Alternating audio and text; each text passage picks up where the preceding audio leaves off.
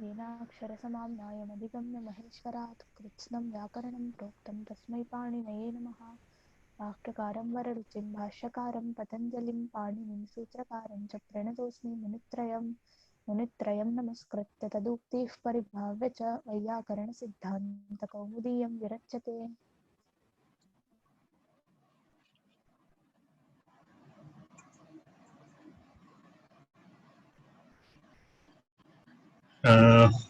वयं संख्यायाः संवत्सरसंख्यस्य च इति सूत्रं वयं ह्यः आरब्धवन्तः।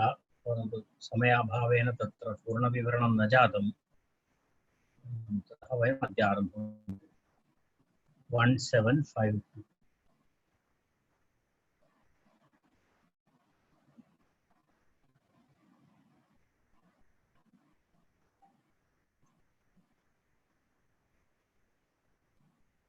संख्यायाः संवत्सरसंख्यस्य च इति तत्र अस्ति। संख्यायाः उत्तरपदस्य वृद्धिः स्यात् निदादौ प्रत्यये परे इति एकः।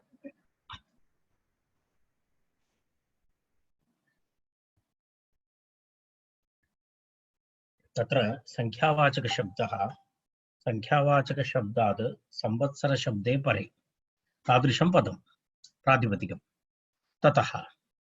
तदनन्तरं संख्यावाचकशब्दः, ततः पुनः संख्यावाचकशब्दः, तादृशप्रातिपदिकं समासिकप्रातिपदिकं। तर्हि समस्तप्रातिपदिकं भवति तत्र तादृशस्थानद्वयं। ततः नितादौ प्रत्यये उत्तरपदस्य वृद्धिः स्यात् इति उक्तं। संख्यायाः उत्तरपदस्य वृद्धिः स्यात्। संख्या उत्तरपदं किं स्यात्? एकं तु संवत्सरम् इति स्यात्, अन्यथा किं स्यात्? संख्यावाचकशब्दः स्यात्। यदि एवं भवति चेत् निदादौ प्रत्यये परे उत्तरपदस्य वृद्धिः स्यात् इत्यर्थः। स्पष्टमस्ति। तत्र द्विसंवत्सर इति शब्दः, द्विसंवत्सर इति शब्दः द्विसंवत्सर इति शब्दे किं भवति? द्वयोः संवत्सरयोः भृतः अधीष्ट भृत भूत इत्यादि अर्थे भवति। तर्हि द्वयोः संवत्सरयोः भृतः इत्यर्थे द्विसंवत्सरशब्दात् ठञ्प्रत्ययः भवति। ठञ्प्रत्ययः भवति चेत् ठञ्प्रत्यये सति तत्र किं भवति?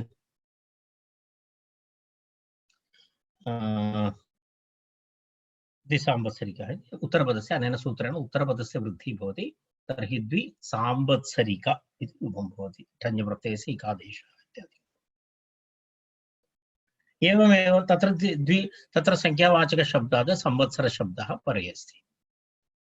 अपरम् उदाहरणमस्ति द्वे षष्ठी भृतः द्विषाष्टिकः इति। तत्र द्विषष्टिशब्दः, द्विषष्टिशब्देपि एवमेवमस्ति। द्वि इति संख्या, तदुत्तरं पुनः संख्यावाचकशब्दः। तर्हि एवं द्विषष्टि इति शब्दः। द्विषष्टि इति शब्दात् ठञ्प्रत्ययः भवति, नित् अस्ति, इक आदेशः। अनेन सूत्रेण उत्तरपदवृद्धिः भवति। उत्तरपदवृद्धिः भवति चेत् द्विषाष्टिक इति रूपं भवति। द्विषाष्टिक इति रूपं भवति। एवं तत्र रूपद्वयं तत्र अस्मिन् उदाहरणे दत्तमस्ति। तत्र एकं विवरणं करोति। संख्यायाः परिमाणान्तस्य इति सूत्रं तु पूर्वमेव उक्तमस्ति खलु। संवत्सरः अपि एकया दृष्ट्या परिमाणमस्ति खलु। द्वादशानां मासानां परिमाणमस्ति खलु एकसंवत्सरः इत्युक्ते। संवत्सरः अपि एकया दृष्ट्या परिमाणः अस्ति। तर्हि परिमाणग्रहणेनैव संवत्सरग्रहणे सति पुनः विशेषतया अत्र संवत्सरस्य ग्रहणं किमर्थम् इति प्रश्नः। संख्यायाः परिमाणान्तस्य कारणं परिमाणात्मकमस्ति संवत्सरः इति। द्वादश मासानां समष्टिसूचकमस्ति संवत्सरः इति। तर्हि अतः प्रकृतसूत्रेण संवत्सरग्रहणस्य आवश्यकता न दृश्यते। परिमाणान्तस्य असप्ज्ञाशाणयोः इति सूत्रेणापि एतत् कार्यं भवितुमर्हति। तथापि तत्रापि सूत्रमस्ति, परिमाणान्तस्य असप्ज्ञाशाणयोः इति सूत्रमपि अस्ति परिमाणान्तस्य, तेन भवति। तर्हि तेन भवति चेत् पुनः अस्मिन् सूत्रे किमर्थं विशेषतया परिमाणग्रहणं, तस्य का चरितार्थता इति पृष्टे सति तत्र वदति तद् संवत्सरग्रहणं परिमाणग्रहणे कालपरिमाणस्य अग्रहणार्थम् इति। अन्यत्र कुत्रापि परिमाणग्रहणेन कालपरिमाणस्य ग्रहणं न भवति इति। तेन कारणेन कालपरिमाणग्रहणं विशेषतया दत्तवान् आचार्यः संवत्सर इति। तस्य आशयः अन्यत्र कुत्रापि परिमाणशब्देन कालपरिमाणस्य ग्रहणं नास्ति इति दर्शयितुं संवत्सरशब्दस्य विशेषप्रयोगः कृतः। कालपरिमाणः यदि परिमाणशब्देन गृह्यते तर्हि अत्र संवत्सरशब्दस्य पुनः ग्रहणस्य आवश्यकता नास्ति। तर्हि आचार्यस्य प्रवृत्तिः किं ज्ञापयति? आचार्यः यत्र परिमाणशब्दस्य प्रयोगः कृतः तत्र परिमाणघटकेषु कालः न अन्तर्भूतः इत्यर्थः। तेन कारणेन आचार्यः अत्र संवत्सरशब्दस्य विशेषग्रहणं कृतम् इति अस्माभिः ज्ञातव्यम्। तदेव तत्र उक्तं, पश्यतु, संख्यायाः परिमाणान्तस्य इत्येव सिद्धे संवत्सरग्रहणं परिमाणग्रहणे कालपरिमाणग्रहणार्थम् इति उक्तम्। तत्र तेन द्वैमासिकः इति उत्तरपदवृद्धिः न भवति। तत्र पश्यतु, तत्र द्वैमासिक इति शब्दः अस्ति। द्वैमासिक इति द्वैसमिकः इति वर्षार्थः। द्वैसमिक इति शब्दः अस्ति। द्वैसमिक इति शब्दे किमर्थम् उत्तरपदस्य वृद्धिः नास्ति?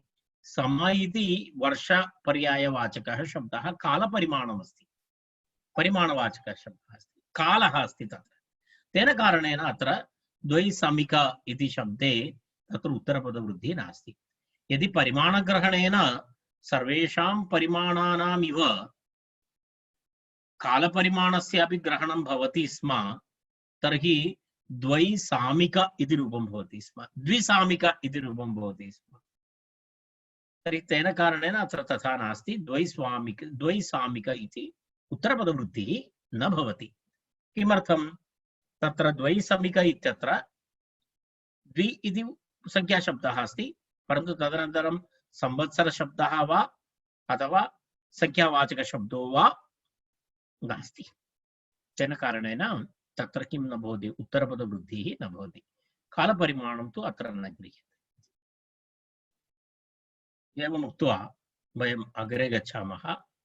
वर्षाद् लुक् च, वर्षाद् लुक् च,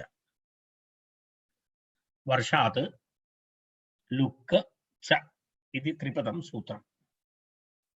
वर्षात् लुक् च इति त्रिपदं सूत्रम्।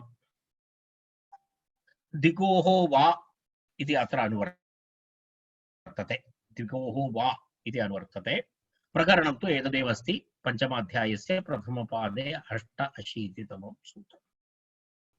तमधीष्टो भृतो भूतो भावी इत्यपि अनुवर्तते। तर्हि द्विगोः वा अनन्तरं किं किमस्ति? तमधीष्टो भृतो भूतो भवी तथित इति तदपि अनुवर्तते। तयोः द्वयोः अनुवर्तनेन सह अन्य अन्य अन्य अधिकारसूत्राणि अपि तत्र भवन्ति। तत्र एवमस्ति, वर्षशब्दान्तात् द्विगोः वा खः इति अस्ति। वर्षशब्दान्तात् द्विगोः, द्विगुसमासः। पूर्वशब्दः संख्यावाची भवेत् द्विगुसमासे। उत्तरशब्दः, उत्तरपदं वर्षशब्दः भवति।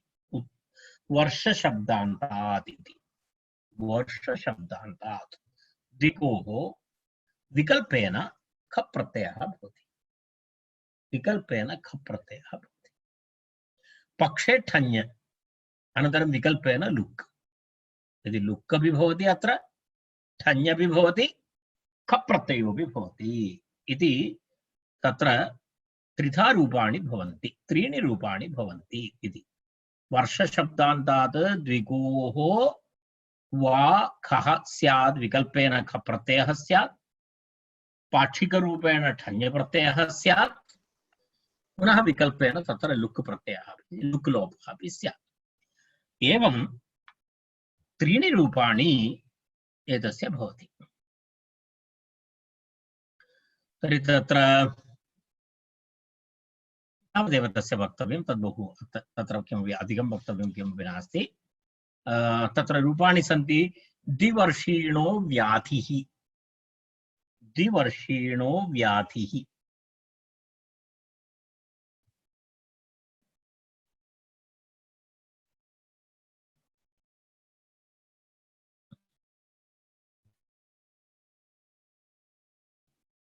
द्विवर्षीणो व्याधिः इति उदाहरणं द्विवर्षशब्दः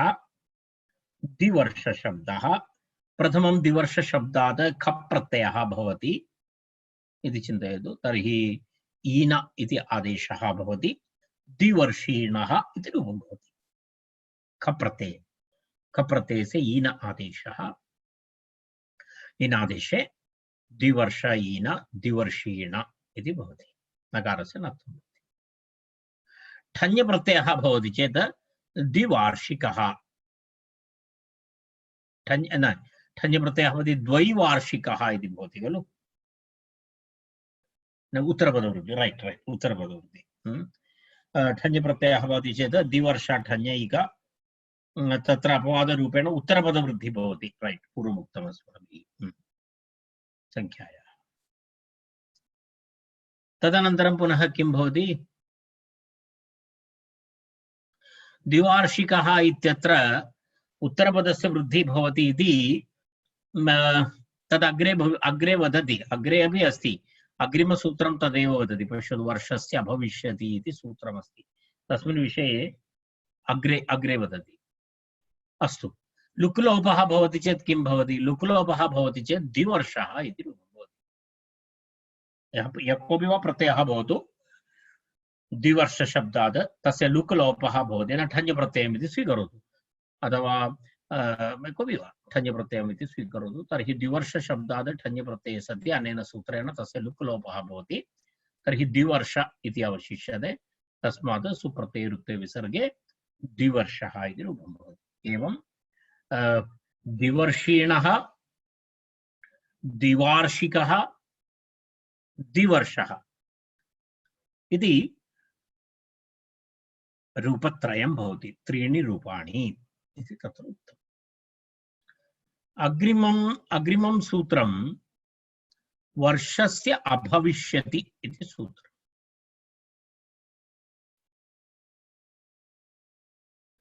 वर्षस्य अभविष्यति इति तत्र अग्रिमं सूत्रम् शब्दद्वयं वर्षस्य अभविष्यति इति संख्यायाः उत्तरपदस्य किति तद्धिते सप्तमाध्यायस्य सूत्रम् अत्र एतत् मिक्स् अस्ति किञ्चित् कुत्रचित् अधिकतया सप्तमाध्यायस्य सूत्राणि अपि भवन्ति कारणम् उत्तरपदवृद्धिः यत्र यत्र भवति तत्र सप्तमाध्यायस्य उत्तरपदाधिकारः भवति खलु तत्र उत्तरपदाधिकारः भवति तत्र उत्तरपदस्य अधिकारः किति तद्धिते च इति भवति प्रासङ्गिकं सूत्रमत्र उत्तरपदस्य वृद्धिः स्यात् इति सूत्रार्थः उत्तरपदस्य वृद्धिः स्यात् कस्मिन् सन्दर्भे उत्तरपदस्य वृद्धिः स्यात् तत्र उक्तम् अभविष्यति इति उक्तम् तत्र एवमस्ति संख्यावाची शब्दः तस्मात् संख्यावाची शब्दात् उत्तरवर्ती वर्षशब्दः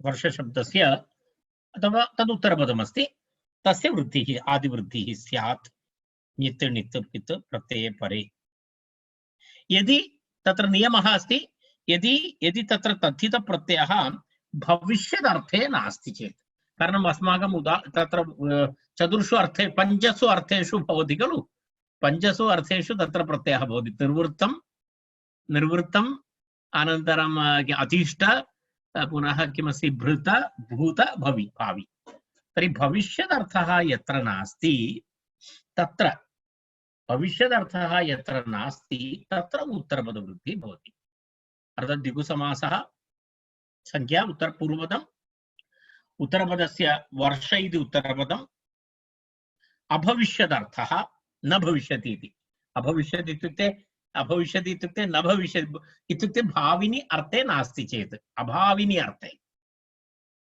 किं भवति उत्तरपदस्य वृद्धिः भवति तत्र द्विवार्षिकः इति रूपं भवति पश्यतु उत्तरपदस्य वृद्धिः जाता द्विवार्षिकः इति द्विवर्षशब्दात्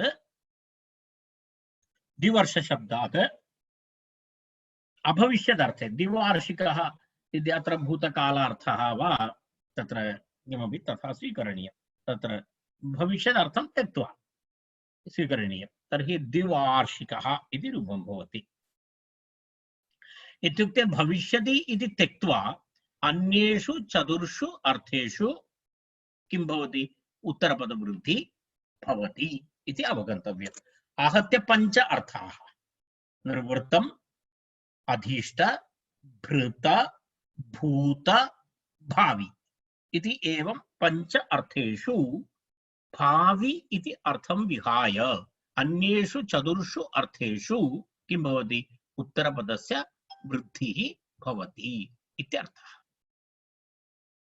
भविष्यत्यर्थे तु द्वैवार्षिकः इति रूपं भवति भविष्यत्यर्थे तु किं भवति द्वैवार्षिकः इति रूपं भवति तत्र तु उत्तरपदवृद्धिः नास्ति पूर्वपदस्य वृद्धिः भवति तद्धिदेषु अचामादेः इति भवति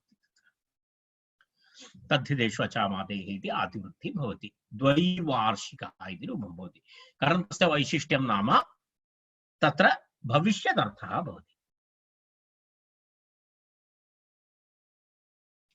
तर्हि तत्र कश्चन प्रश्नः तत्र अधीष्ट इत्यपि अस्ति भृत इत्यपि अस्ति उभयत्रापि भविष्यदर्थस्य प्रतीतिः तु अस्ति है न भविष्यदर्थे अस्ति खलु तत्रापि भृत इत्यर्थः वा भवतु अथवा अधीष्ट इति अर्थः वा भवतु यदा कोऽपि उद्योगार्थम् आगच्छति भृति अड्वान्स् न ददाति भविष्यत्काले ददाति तत् एवं अधीष्ट शब्देपि अस्ति गत्वा प्रार्थनां करोति तर्हि पाठयतु इति तदपि भविष्यति काले अस्ति तर्हि एतयोः द्वयोः किमर्थम् एतयोः द्वयोः अपि तत्र भविष्यकालस्य प्रतीतिः तु अस्ति भविष्यदर्थस्य प्रतीतिः तु अत्र दृश्यते तर्हि तत्र सत्कारपूर्वककार्यमस्ति अधीष्ट इति वेतनादिकं दत्त्वा कार्यं कारयति इति अस्ति तद् उभयमपि कालान्तरे भवति उभयमपि सत्वरं न भवति कालान्तरे भवति तेन कारणेन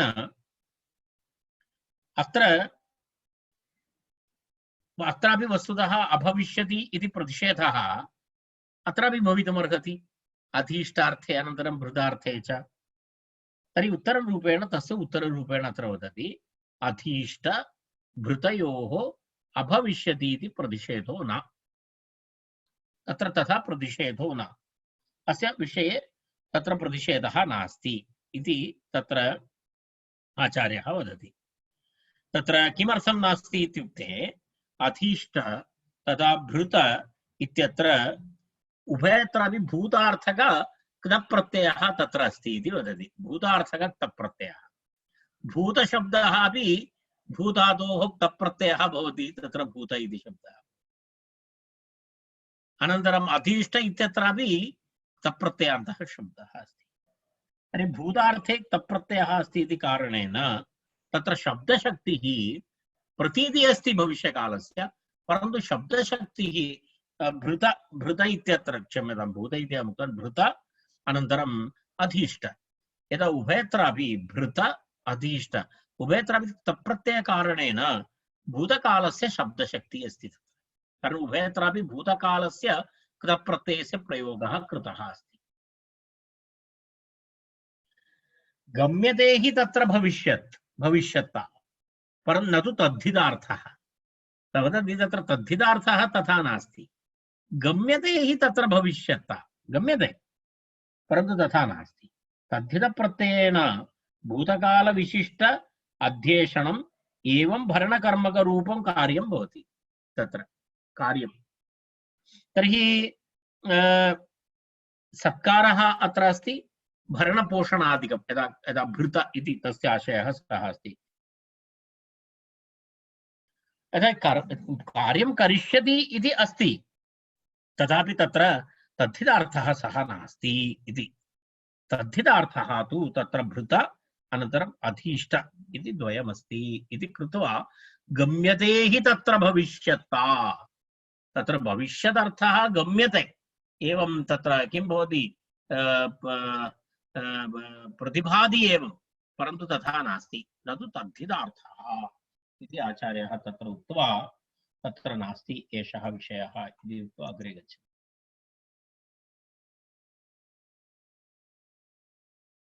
द्वे वर्षे अधीष्टो भृतो वा कर्म करिष्यति इति द्विवार्षिको मनुष्यः। परिमाणान्तस्य असप्ज्ञाशाणयोः भिन्नं वार्तिकं। तत्र पश्यतु, द्वे वर्षे अधीष्टो भृतो वा कर्म करिष्यति इति द्विवार्षिको मनुष्यः इति। तत्र तस्य एवम् उदाहरणं दत्तं। तत्र अधीष्टः भृतः इति भूतकाले अस्ति। तेन कारणेन तत्र किं नास्ति, एवमस्ति, किञ्चिदेवं पश्यामः।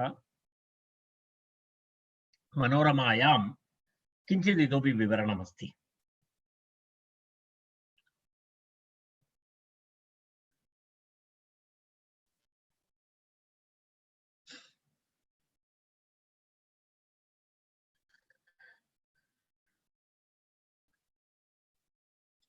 मनोरमाकारः तत्र वदति, अधीष्टभूत तत्र किञ्चित् पूर्वं पश्यतु, ननु एवं सति, निमेषः, अत्र इतः आरम्भः।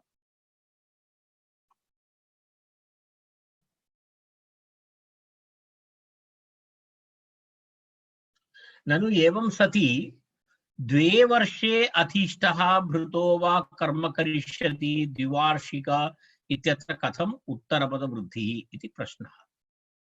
तस्य विवरणं कृतं मया। भविष्यत्वस्य प्रतीतिः इत्याशङ्क्य आह अधीष्टभृतयोः अभविष्यति इति प्रतिषेधो न इति। कुत इत्याह गम्यते हि तत्र भविष्यता। तदपि मया उक्तम्। अध्येषण इति अधीष्ट इति भरणयोः तप्रत्ययेन भूतत्वमेव शब्दशक्त्या गम्यते। एतदपि उक्तं। शब्दशक्त्या भूतकालत्वमेव तत्र गम्यते, तदपि उक्तं। तद्धितप्रत्ययेन च तथाविध अध्येषण भरणकर्मीभूतौ प्रतीयेत।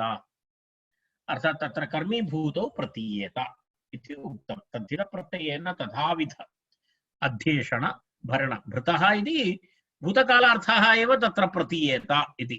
वर्षद्वयेन वेतनेन नियुक्तः इत्युक्ते भूतकालः एव तत्र प्रतीयेत, कारणं तस्य नियुक्तिः अभवत्।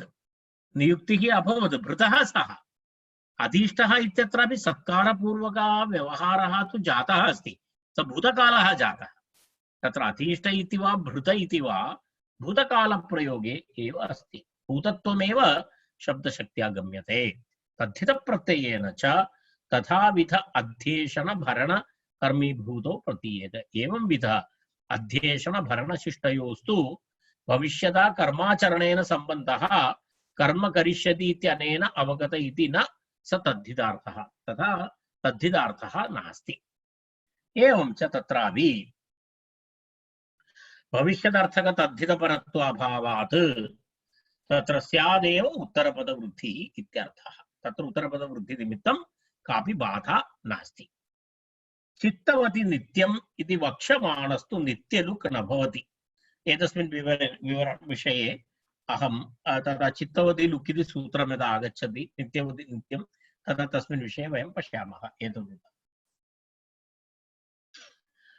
तत्र एकं परिमाणान्तस्य असप्ज्ञाशाणयोः इति तत्र सूत्रानुसारं तत्र द्वौ कुडवौ प्रयोजनम् अस्य इति द्वौ कौडविकः इति पूर्वमुक्तं सूत्रं परिमाणान्तस्य असज्ञाशाणयोः। अत्र कुडव इति परिमाणान्तशब्दः, तत्र उत्तरपदवृद्धिप्रसङ्गः चलति, उत्तरपदप्रसङ्गः चलति इति कृत्वा एतद् उदाहरणमपि अत्र दत्तं। किमस्ति? द्वौ कुडवौ प्रयोजनम् अस्य इत्यर्थे द्वौ कुडवौ प्रयोजनं परिमाणम् अस्य इत्यर्थे प्रयोजनम् अस्य इत्यर्थे उत्तरपदवृद्धि द्विकुडवशब्दाद् ठञ् प्रत्यये उत्तरपदवृद्धौ किं भवति? द्विकौडविकः इति रूपं भवति। द्विकौडविकः द्विकुडवशब्दः संज्ञापरिमाणान्त अशब्दाशाणयोः इति तत्र एतदनुसारं तस्य उदाहरणमस्ति एतत्। अत्र प्रसङ्गवशात् उत्तरपदवृद्धिप्रसङ्गवशात् तं स्मारयति आचार्यः अत्र। एवमेवं द्वाभ्यां सुवर्णाभ्यां क्रीतम् इत्यर्थे द्विसौवर्णिकम् इति उत्तरप्रतिपत्ति। तृतीयं तु किमस्ति? द्वाभ्यां निष्काभ्यां क्रीतम् इत्यर्थे द्विनैष्किकम्। एतत् सर्वं पूर्वम् अस्माभिः पठितमस्ति, आगतमस्ति। तेन कारणेन अहम् अत्र विवरणं न करोमि, अग्रे गच्छामि। एतत् सर्वम् अस्माभिः पूर्वं निष्कादिभ्यश्च इत्यादिकं वयं पठितवन्तः तत्र अग्रे तस्मिन् सन्दर्भे। असंज्ञा इति किम्? अत्र परिमाणान्तस्य असंज्ञाशाणयोः इति सूत्रे एतदपि तत्र आगतं। पञ्चकपालाः परिमाणम् अस्य इति पाञ्चकपालिकं तद्धितान्तः किमर्थम् इति संज्ञाद्वैषाणं कुलिजशब्दस्यापि उदाहरणमस्ति। तत्रापि सूत्रमस्ति। कुलिजशब्दमपि केचित् पठन्ति द्वैकुलिजिकः इति। एतदपि आगतम्, एतदपि मया प्रतिपादितं। भवन्तः पूर्वसूत्राणि पश्यन्तु। अग्रिमं सूत्रं चित्तवति नित्यम् इति अग्रिमं सूत्रं। चित्तवति नित्यम्। नित्यं लुक् विधायकं सूत्रम्। पुनरपि तत्र पञ्चमाध्याये वयं प्रविष्टाः। पञ्चमाध्यायस्य प्रथमपादस्य 980तमं सूत्रम्। एतस्मिन् अध्याये अपि अस्माकं शतसूत्रपर्यन्तं जायमानं दृश्यते इदानीं। कस्मिन् प्रकरणे? पञ्चमाध्यायस्य प्रथमपादे। एतदेक यदा भागवतसप्ताह इव वैयाकरणसिद्धान्तकौमुदी सांवत्सरिको यज्ञः चलति इदानीं। सांवत्सरिकः यज्ञः आदिवृद्धिः भवति। सांवत्सरिकः इति ठञ्प्रत्ययः। संवत्सरे निवृत्तम् इत्यर्थे सांवत्सरिकः कार्यक्रमः। अहम् इदानीं गतदिने यः सिम्रन्तया सह वार्तां कुर्वन् आसम्, अहं पश्यामि एतावत्पर्यन्तं मार्च मासस्य 26 दिनाङ्कतः आरब्धः यज्ञः एषः। यदा प्रथम लॉकडाउन पीरियड आरभ्य एतावत्पर्यन्तं 1300 अहम् इदानीं पर्यन्तम् उक्तवान् अस्मि उपविश्य। आल्मोस्ट 1300 सूत्राणि मया इदानीं पर्यन्तं प्रतिदिनं पाठयन् अस्मि। एतद् वस्तुतः मम 55 वर्षेषु कदापि जीवने न जातं कार्यम्। तर्हि अपकाराय भवति वा कोरोना, उपकाराय भवति वा इति मम इदानीं संशयः। मम दृष्ट्या तु उपकाराय अभवत् इति अहं पश्यामि। अन्यथा तु अहं तु न चिन्तयामि एतावदहं मम रिटैर्मेण्ट् पर्यन्तमपि पाठयितुं न शक्नोमि। मम तावान् व्यस्तकालः तत्र विश्वविद्यालये। चित्तवति नित्यम्। अस्तु,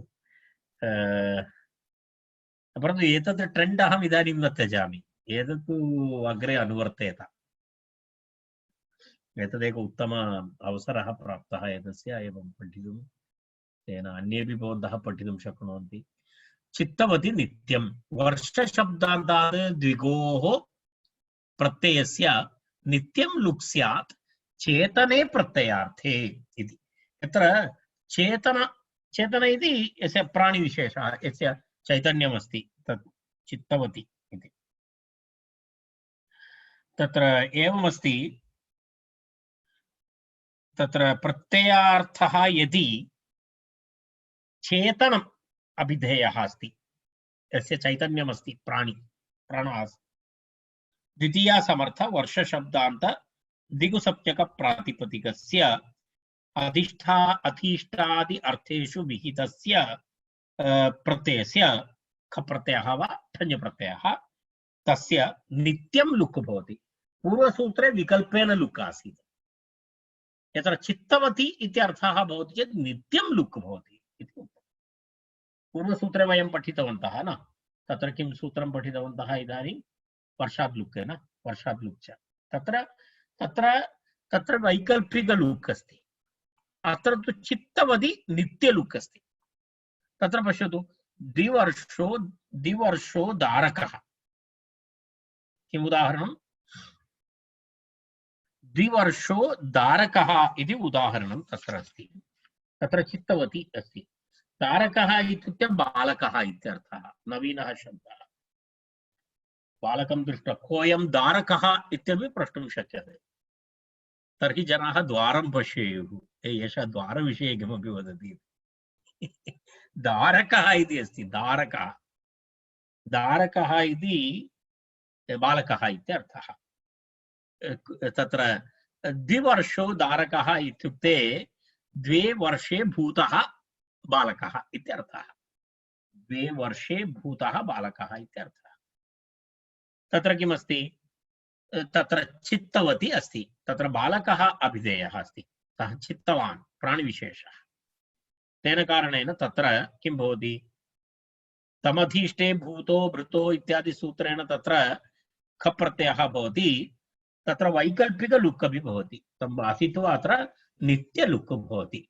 तेन कारणेन द्विवर्ष इति भवति। ठञ् प्रत्ययः वा ख प्रत्ययः तस्य लुक् लोपः।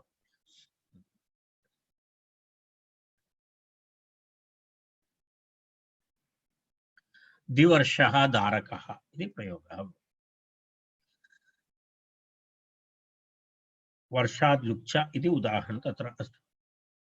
तत्र अन्यत् किमपि तत्र चित्तवती नित्यम्।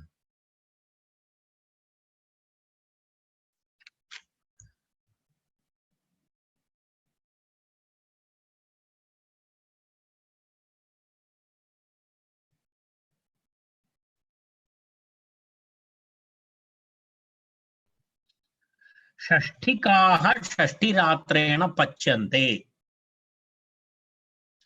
षष्ठिकाः षष्ठिरात्रेण पच्यन्ते।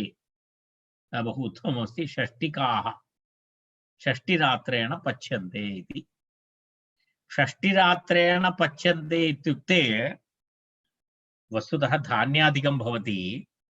केषाञ्चन सस्यानां धान्यानां तद् पाकः भवितुं किं भवति? षष्ठिमासाः अपेक्षित न, षष्ठिरात्रयः अपेक्षिताः भवन्ति। ते मासद्वये किमपि धान्यानां पाककालः भिन्नः भवति। कस्यचित् एकवर्षं भवति, कस्यचित् मासद्वये भवति, मासत्रये भवति। यदा तादृशं षष्ठिरात्रेण पच्यन्ते इति षष्ठिकाः धान्यविशेषः। तत्र एवमस्ति। तर्हि तत्र सूत्रमस्ति षष्ठिकाः षष्ठिरात्रेण पच्यन्ते इति। पच्यन्ते इत्यर्थे पाकः भवति इति, पकाय जाता है, पाकः भवति इत्यर्थे तस्य इत्यर्थे षष्ठिकशब्दस्य निपातनं क्रियते। अत्र षष्ठिकशब्दस्य निपातनं क्रियते। षष्ठिरात्रेण इत्युक्ते 60 रात्रेण पच्यन्ते इत्यर्थे षष्ठिकः इति शब्दः तत्र निष्पाद्यते। बहुवचनमतन्त्रम् इति उक्तं। बहुवचनमतन्त्रम् इत्युक्ते तत्र तत्तुसूत्रे तत् तस्य एवं तत्र उद्देशः नास्ति। एवं तद् किं भवति? तदा गौणः अस्ति। अतन्त्रम् इत्युक्ते गौणः इति। तत्र बहु विशेषार्थः तथा किमपि नास्ति। गौणः